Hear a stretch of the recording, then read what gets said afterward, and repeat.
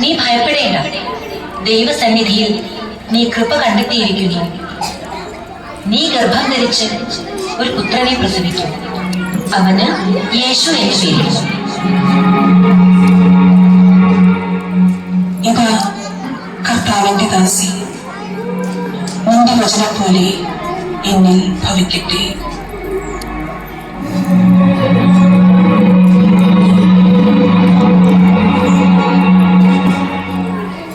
അവളുടെ ഭർത്താവായ ജോസഫ് നീതിമാനാകിയാൽ അവളെ അപമാനിക്കാൻ ഇഷ്ടമില്ലാത്തതിനാൽ അവളെ രഹസ്യമായി ഉപേക്ഷിക്കാൻ തീരുമാനിച്ചു. ദൈവമേ, എന്റെ ഈ തീരുമാനത്തിന് എന്നോട് പൊറുക്കേണമേ.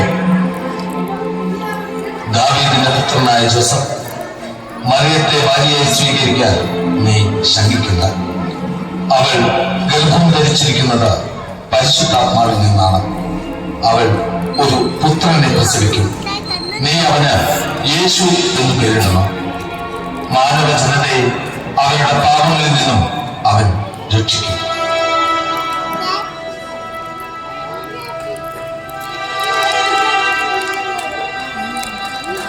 സർവശക്തനായ തമ്പുരാനെ, ഈ ഉള്ളവന്റെ അറിവില്ലായ്മയെ പുറത്തു തരണമേ. ഞാനവളെ പ്രാണനെ പോലെ കാത്തുകൊള്ളാം. അതിനേക്കാൾ ഒരു അവധൂതനെ പോലെ കടന്നുപോയി. നിറഗർഭിണിയും അവശയുമായ മറിയത്തെയും കൊണ്ട് ജോസഫ് ഗ്രാമവീഥികളും നഗരപഥങ്ങളും താണ്ടി ഒരു സത്രത്തിലെത്തി.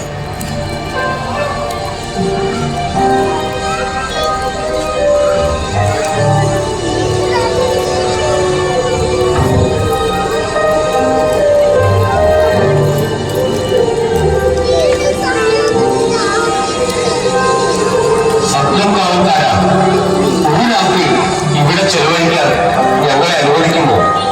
സാധ്യമല്ല, സത്രം നിറഞ്ഞു ഒഴിഞ്ഞിരിക്കുന്നു.